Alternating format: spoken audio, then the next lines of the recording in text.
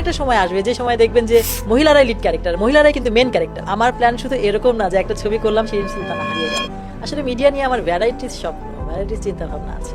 কারণ একটা জায়গা যখন আপনি মানে সারা বিশ্বে যখন একটা জায়গা তৈরি করতে যাবেন, তখন কিন্তু শুধু একটা ছবি এসে এটা নিয়েই কিন্তু হচ্ছে না, এক ধরনের ছবি এক ধরনের এটা না, অনেক ধরনের অনেক কিছু নিয়ে আসলে আমাদেরকে আগাতে হবে।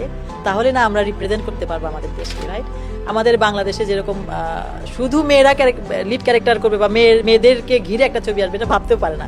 দেখেন আপনি সারা উন্নত দেশে, উন্নত বিশ্বে কি করছে আপনারা জানেন মনে হয়, অনেক মুভি আছে যেখানে মহিলারাই লিড ক্যারেক্টার, মহিলারাই কিন্তু মেন ক্যারেক্টার। কিছু ছবি কিন্তু আছে, আপনারা জেনে থাকবেন।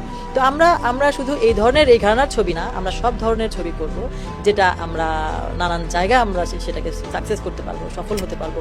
তো আমার প্ল্যান শুধু এরকম না যে একটা ছবি করলাম শিরিন সুলতানা হারিয়ে গেল, তা না। আমি চাচ্ছি যে আমার এই একটা প্রোডাকশন শুরু হয়েছে, আমার এটাই শুরু, এবং এটা থেকে আমি কন্টিনিউ করি, আরো অনেক অনেক অনেক দূর এগিয়ে যাই।